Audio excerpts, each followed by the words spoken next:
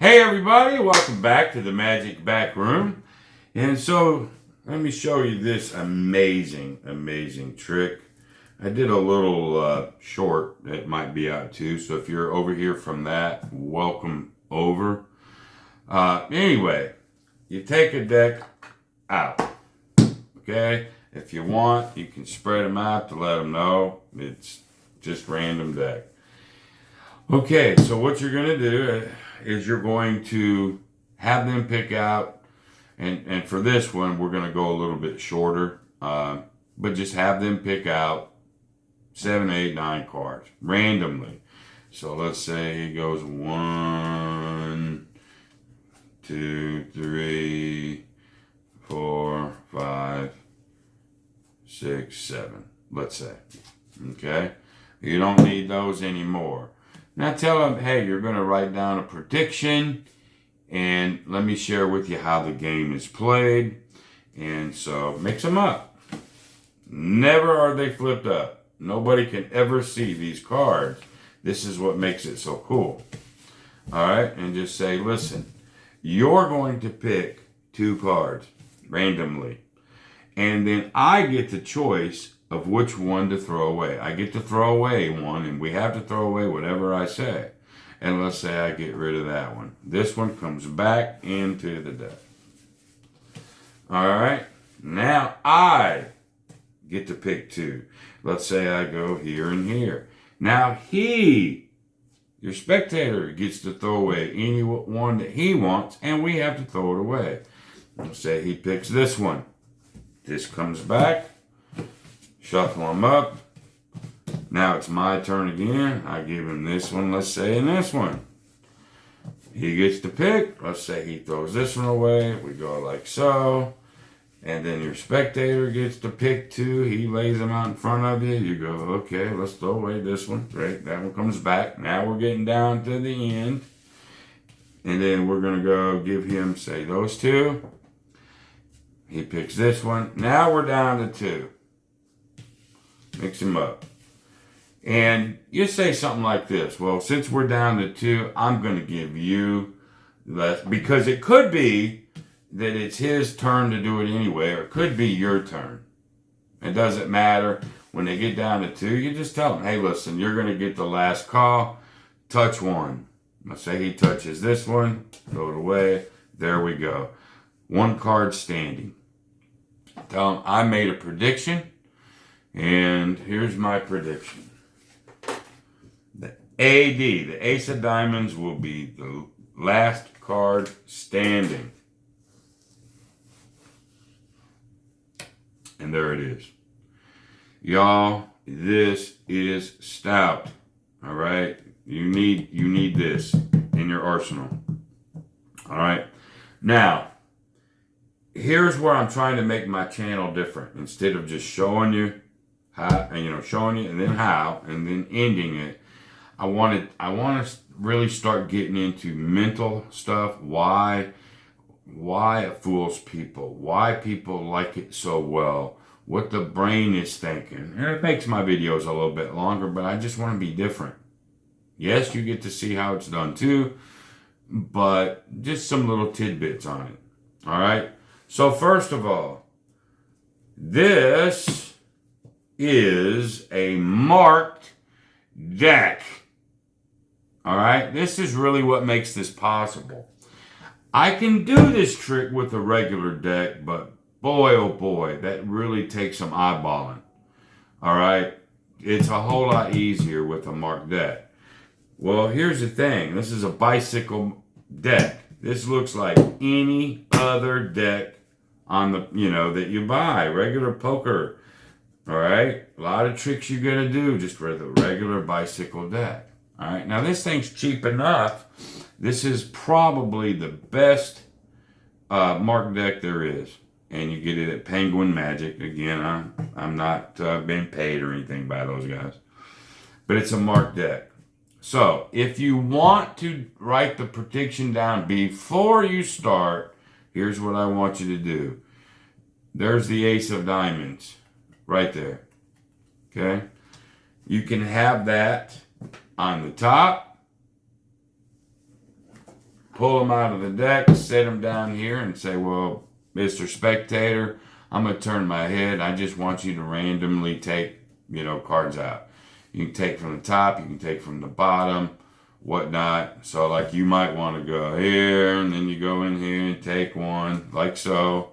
And, and you can make that as much drama as you want. You can start the ace of diamonds at the bottom, come down here and shuffle until 3 or 4 left, put them on top, give them back to them. It doesn't really matter because they're marked. If it fucks up, doesn't matter. You can find it. Like right now, that's the 2 of spades. All right? So you want it to where when it's over, you want to make sure, and that's why I like keeping it on top and just letting them deal. Because you want to make sure that ace of diamonds is in it if you're going to make the prediction beforehand. So here's how it goes. Let's say you got 1, 2, 3, 4, 5, 6. We'll make it short since I'm showing it. Random. Now, but you could do the whole deck if you wanted to, but the more cards you have, the longer this thing takes. So 9, 10, 11 is probably pretty good, and it doesn't really matter how much. Okay? So when they lay these down and they're mixed, the brain is going, wow, these are random and they're face down. This is impossible to pick anything. That's the first thing. Their brain is thinking can't be done. Okay? Now, when you slide 2 cards out to him, all right, now these are marked, so I know what these cards are. All right, but I'm going to flip them up for demonstration. When I slide the 2 cards out for him, he never gets the ace of spades or the ace of diamonds. Now he can pick any one that he wants to throw away, and it doesn't matter. Remember, these are all down. All right? This one slides back. Spectator can shuffle them. It doesn't matter.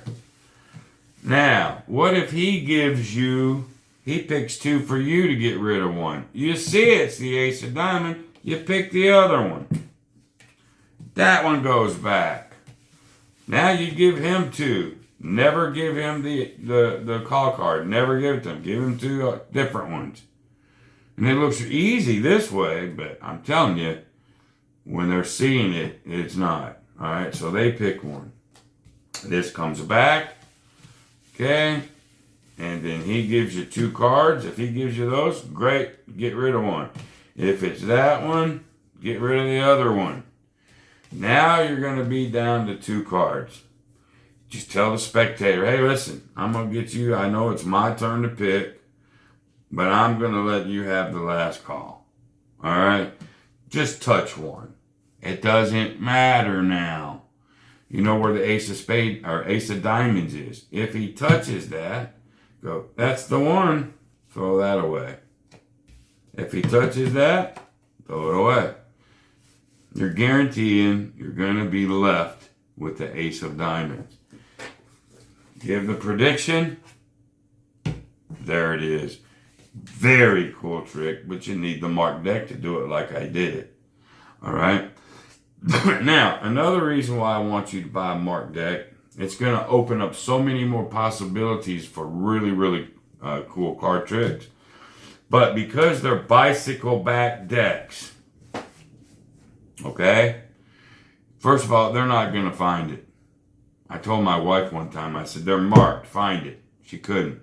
But once you see it, you can't unsee it, okay? These are really, really good. And buy a bunch and do your regular magic tricks with a marked deck.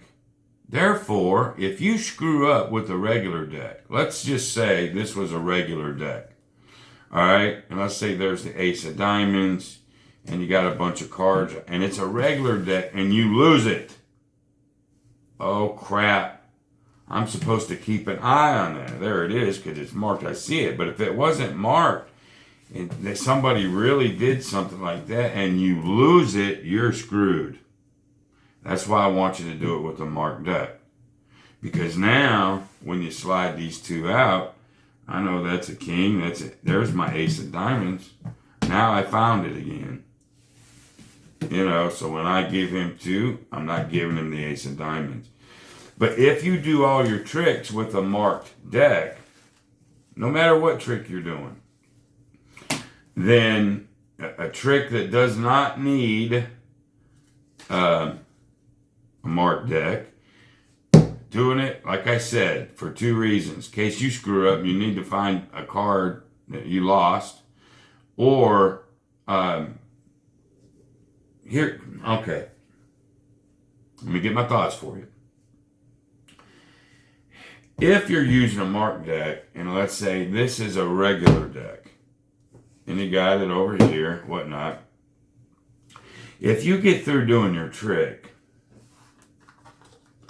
put them back in here, put the cards up, and then come out, God help you with the red one, you come out with another deck. Why? Why did you come out with that? Suspicious. If you do everything with the marked deck, everything, even the ones that don't need marked deck, the ones that are self-working, whatnot that I've taught you, then you're not switching out decks. Nobody knows nothing. You're doing everything in front of their face all the time. Marked deck. They're $6 and something at Penguin Magic. Get you several. I bought, and like, look at this. I have screwed up one of these cards right here, and it's causing a break. This card is causing a break that I don't like, you know, but I only paid $6 for them. If I can't fix it, I sort of fixed it, but I don't like it. I'll use these as punch through cards, write on the cards, and I'll get into that as we go. I can use it for different things. I bought 12 of these for $60. You know, 6 red, 6 black. So anyway, there you go. I know some of you guys ain't going to like the fact that I teach like I teach. I'm very long-winded, but I want you to know why of things instead of here it is. So anyway, get yourself a marked deck. Penguin Magic. There'll be Penguin's marked deck, Bicycle, blue and red. And you know it's a marked deck. It's got a P. I call it a 3. That's a some kind of a symbol. I call it P3. So all my marked decks have P3s on them. I know what they are. And then regular decks don't. Okay? Get you some of those. You're going to be glad that you did. And I guess that's it, y'all. Welcome to my channel. Remember, I do things on tips. I don't make you go to a paywall. My philosophy, and I've got a link in the subscription. My philosophy is simple. If you enjoy the content that I'm giving you and it's of value to you, then I give you the opportunity to tip me. If you already know everything and you don't care and I'm not giving you value, then you don't. Simple as that. Okay? I give you the option. So there you go, y'all. Have a good rest of the day or weekend or whenever you're watching this. And I thank you for joining the Magic Back Room. Give me a like, share, subscribe. See ya. Be great.